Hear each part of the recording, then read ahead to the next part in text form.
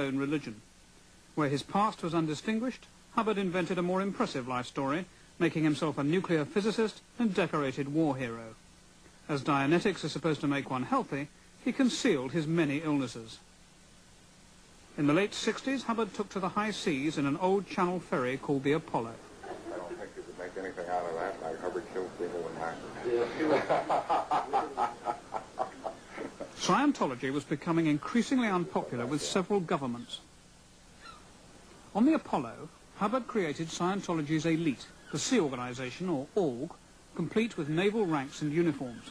Its members signed contracts lasting 1 billion years, and military discipline prevailed, with harsh punishments for those who offended against the founders' rules or ethics. Hubbard called himself the Commodore, and was waited upon by a hand-picked team of teenage girls known as the Commodore's Messengers. Dee Dee Reisdorf became their commanding officer.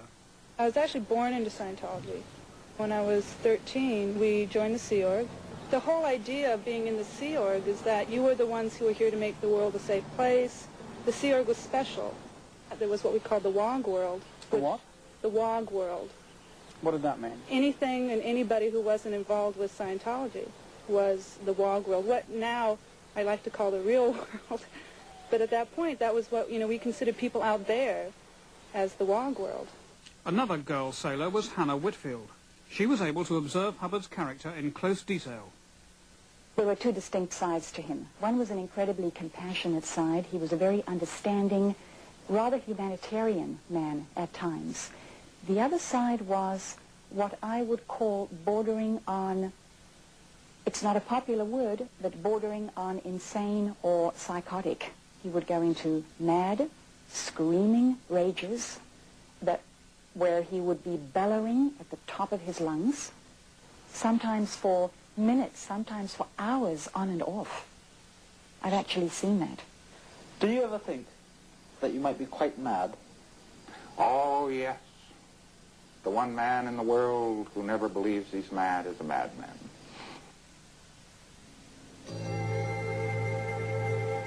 Hubbard spent most of the last 10 years in hiding in America. Only a few close aides knew where he was. At 2000 hours, Friday, the 24th of January, 1986, L. Ron Hubbard discarded the body he had used in this lifetime for 74 years, 10 months, and 11 days. The body he had used to facilitate his existence in this universe had ceased to be useful, and in fact had become an impediment to the work he now must do outside its confines. The being we knew as L. Ron Hubbard still exists.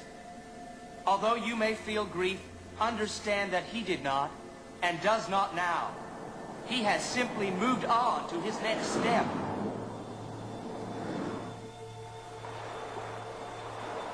LRH, in fact, used this lifetime in the body we knew to accomplish what no man has ever accomplished. He unlocked the mysteries of life and gave us the tools so that we could free ourselves and our fellow man. Those were the words of the Church's official announcement of Hubbard's death last year. When alive, Hubbard claimed he had visited heaven twice, and the second time found it shabby. His Scientology funeral service was one he had written. And now here, lift up your eyes and say to him, goodbye. Goodbye. Goodbye. Our dear Ron, goodbye. We'll miss you, you know.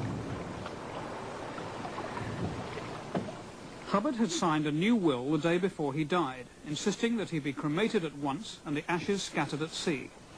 The fate of his vast but secret fortune was also murky, but power had passed to the young followers who were with him at the end. I'd like all of you now to join us in singing Happy Birthday to Ron. One of those heirs is the Master of Ceremonies here, David Miscavige. By Mr. John Travolta.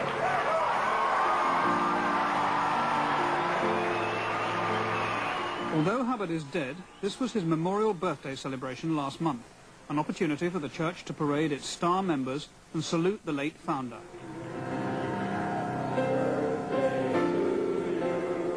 Happy birthday, dear Ron.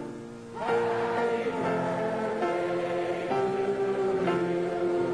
Scientology presents a confident image as it marches forward to clear the planet, as it says, and offer the only road to total freedom. But the church can also be secretive and defensive.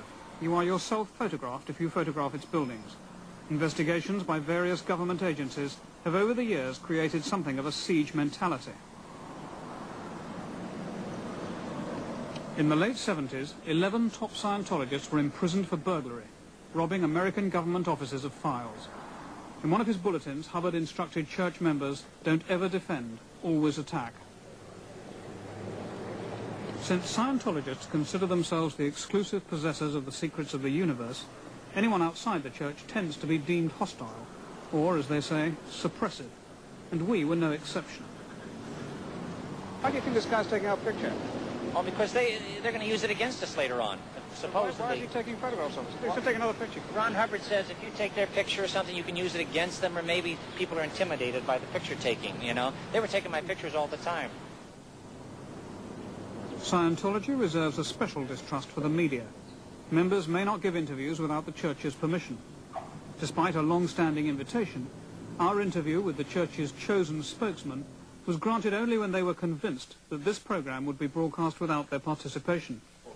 When we taped that interview, the church had its own cameras rigged to video us. More fundamentally, Scientologists dressed in the style of Christian ministers witnessed the proceedings. American Judge Paul Breckenridge said in a recent judgment, the organization clearly is schizophrenic and paranoid, and this bizarre combination seems to be a reflection of its founder, LRH. This Breckenridge is not the first one to say that.